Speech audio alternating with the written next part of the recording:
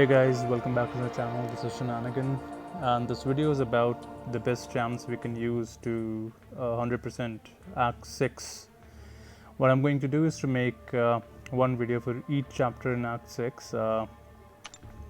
I do not have the top gems. I don't have Ghost or Nick Fury or Colossus. I didn't have Corvus either for the most of Act 6. So I understand a lot of people are actually waiting for the best jams they can actually use to complete Act 6, but you can actually do it without the top jams as well, though you are going to need some of them.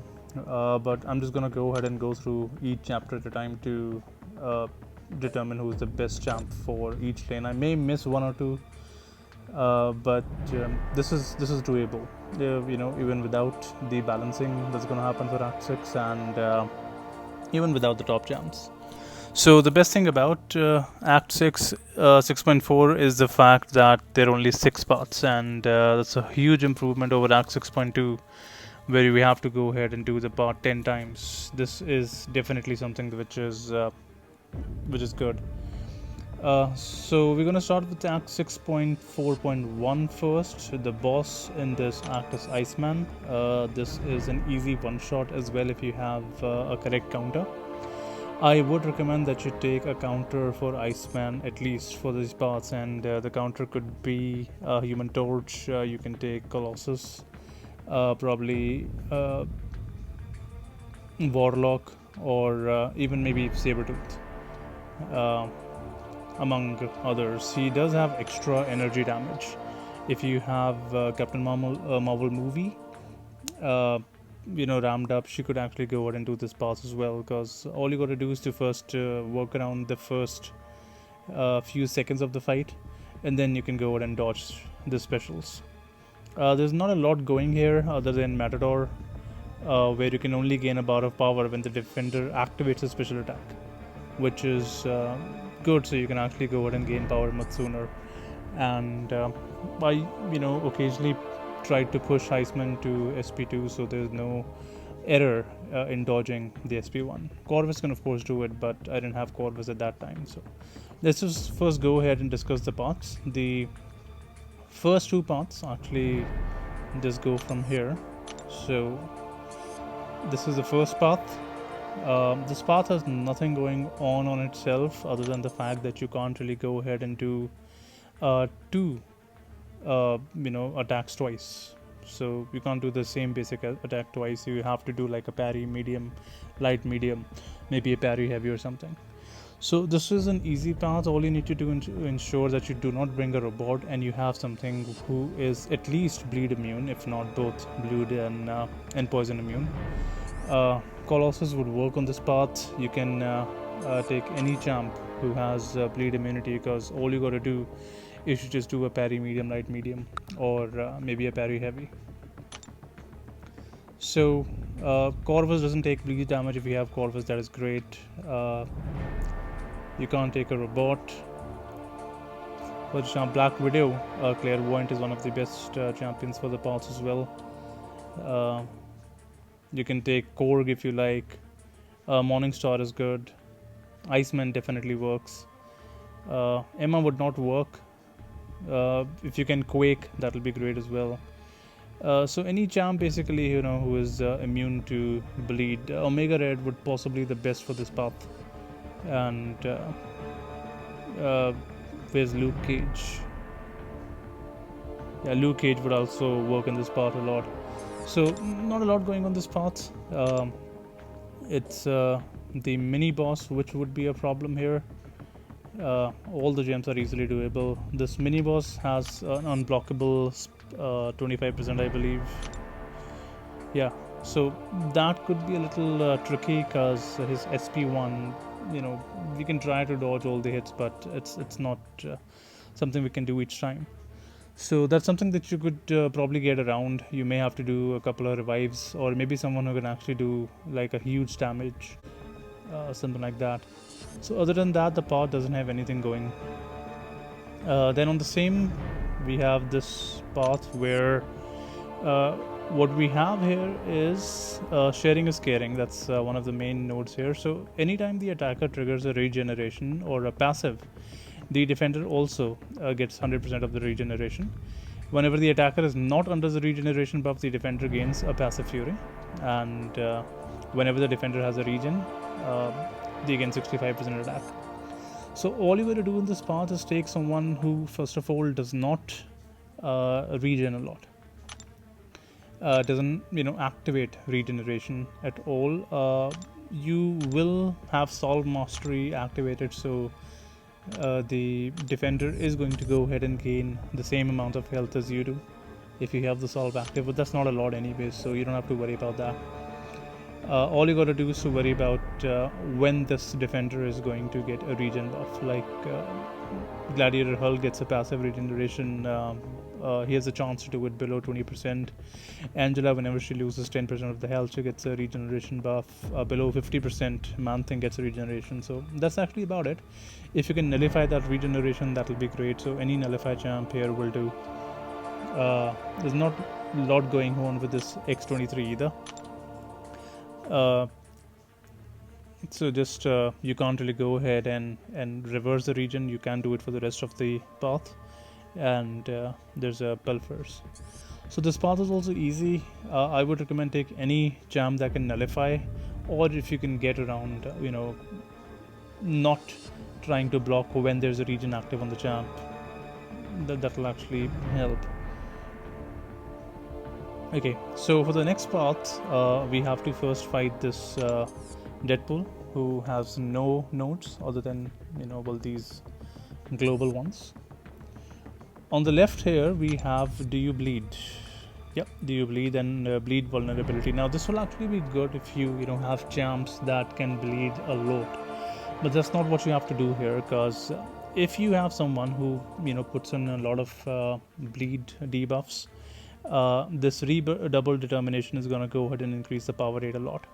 So you actually need someone here who does massive bleed damage and does not do a lot of stacks, unless you can get around with a lot of power gain, like if you take Nick Fury or Gwenpool or someone, maybe even Killmonger.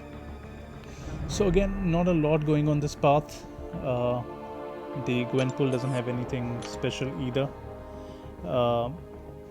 She does have Do You Bleed and Clapback. So what you can possibly do is use maybe a bleed immune champion that does bleed, like Warlock or something. But the best champ I have actually used here was Aegon. Aegon has small bleed on SP2, which helped, but mostly this Do You Bleed champions do take a lot of block damage. So Aegon and Corvus, as long as you are hitting into the block, would work great. Other than that, Warlock could work as well. Any champ that has smaller bleeds, like Sabretooth on his SP1, will actually work a lot. You can't take Black Widow Clairvoyant there, because the bleed damage she does is extremely negligible. Even with 200% more damage, she's not gonna work. You can possibly take Domino Hope for bleeds on her SP2. You can't really take someone who does a lot of bleeds. So that's about it. There are not a lot of champs here, but if you can do hit into block, that'll actually work. Yondu could actually basically work as well. Venom could work. Archangel probably. You can just possibly parry with Blade, and that would work. So again, a couple of champs would be enough in order to do this path. On the other side though, this is a tricky path, one of the toughest paths here. This is Gimme, where the defender will actually take 400% damage of the amount of health you gain during the fight. Together with that, there's a 200% power gain. The best champion for this whole path is going to be Magic. It does have a Stung Once Twice Shy as well, so every time you have this debuff and you do a special attack, you're going to take damage from the power sting, but Magic is going to gain it back. Magic is also going to go ahead and do a power lock, and the amount of health Magic gains is going to be a lot after she does a special. So what I would suggest, if possible, definitely enable willpower in this so that you can gain health from that power sting. If possible, try enabling suicides, because that's actually go ahead and increase the amount of damage a magic will take, and yeah, and the amount of damage that will be reflected back will be more as well. Other charms we can try here are blade. X23 could be one of those. Basically, any charm that does have a lot of heal will work, but the main catch here is, in order to heal, you also have to lose health.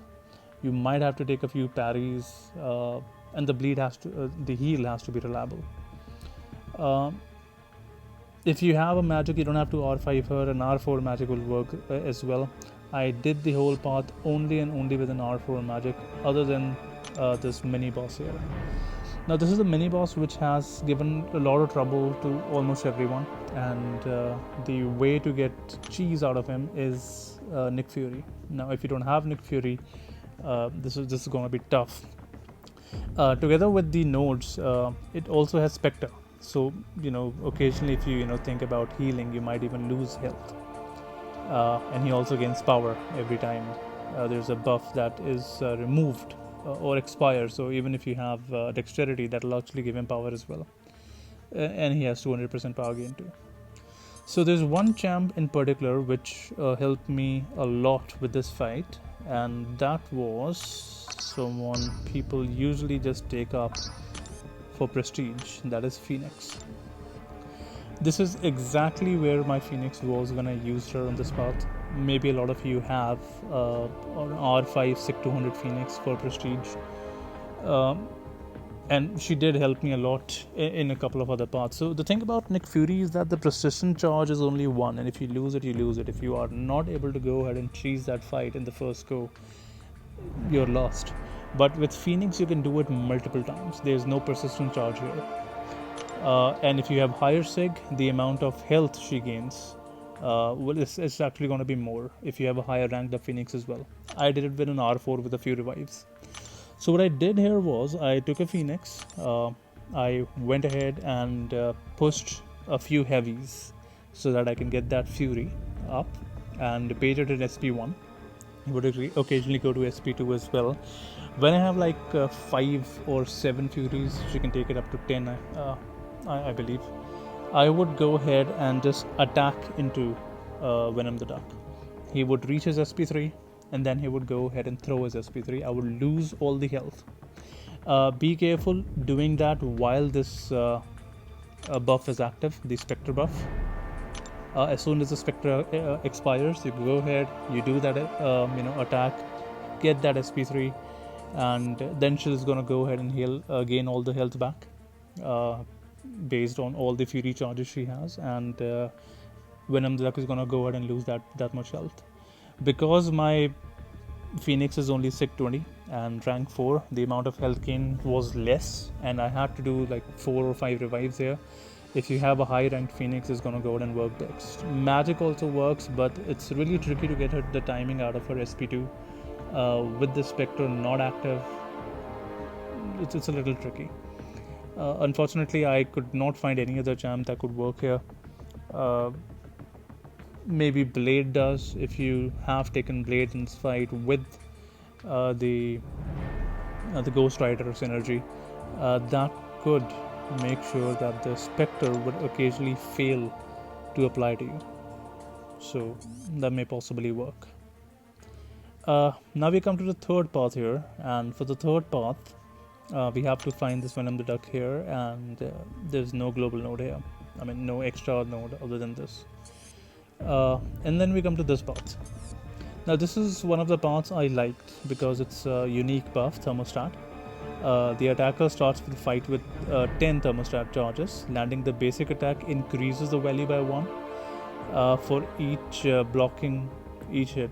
Okay, blocking an attack or activating a special attack decreases the value by 2. If the value reaches 0, the attacker is inflicted with Cone Slap. If the value reaches 20, the attacker is inflicted with an Incinerate. Anytime the attacker triggers a regeneration buff. So this is actually nothing.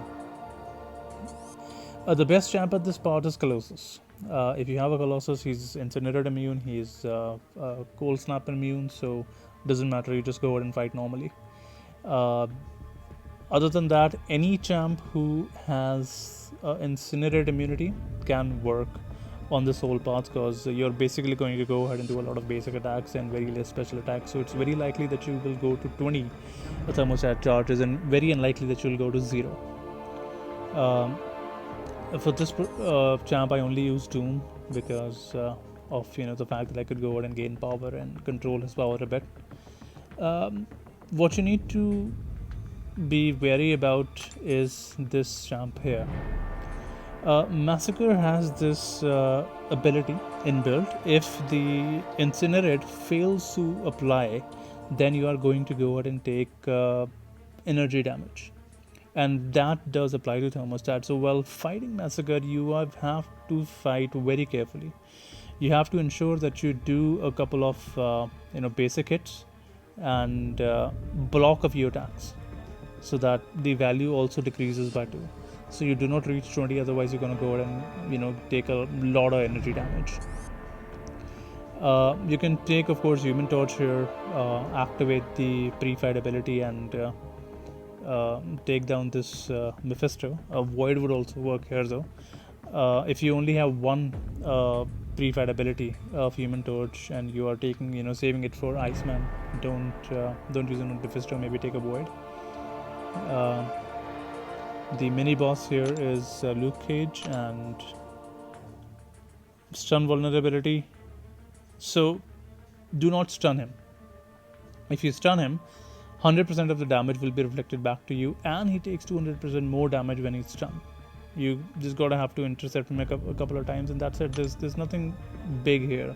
Just don't stun him and don't hit him while he's stunned. That's it. So this Skillmonger is one of the issues here in this fight as well. Not for the other reason, but just his reverberation. For this fight, I took what's his name? I forgot. Okay, Annihilus, because he's also immune to Cold Snap and Frostbite, and he does armor break on his basic attacks as well, so I could bypass reverberation because of this. You may want to go ahead and take Colossus if you have one, or for that matter, if you can go ahead and avoid while his reverberation is active and only attack him when it's not. That will also work. Not a bad path. And finally we have this path here with Bane and Power Shield. The main issue with this path is the Limber, because it has Power Shield and it has Bane, and you have to go around this. This was a little difficult, but not at all impossible. The best champs to use in this Power Shield paths are any champs that have exceptional special attack damage, and Emma Frost and Sunspot come to mind. Hyperion comes to mind. All you got to do is to just hit an SP2 and they are done. You have 10 prowess effects or something. So this was not a difficult path either. You have to go ahead and do intercepts more. The AI is really aggressive, so the intercepts do get hit. You are going to take some damage from this Punisher's SP1, because not everybody can go ahead and evade it. So you have to accept the fact that a lot of damage will be taken on this first fight, and then the rest of the fights are not at all difficult. This Morningstar, together with Bane and Power Shield, she does have Metador.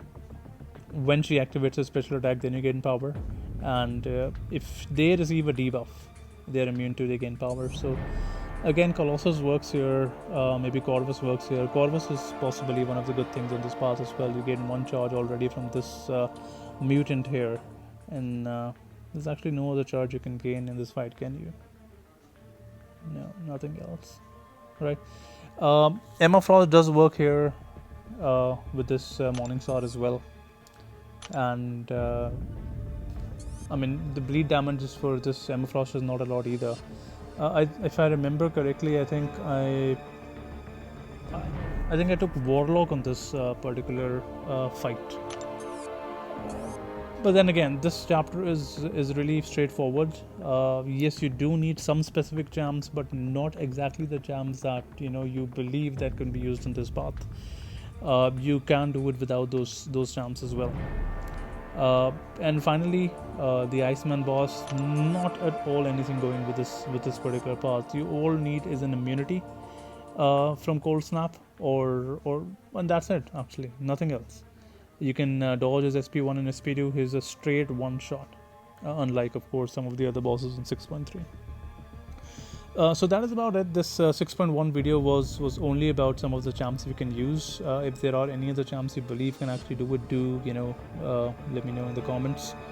But thanks for watching, and do subscribe, do like, and share the video for whoever is actually looking forward to do Act 6.4, and I would like to help anyone who wants to do it. And thank you again. You have an excellent day. Bye-bye.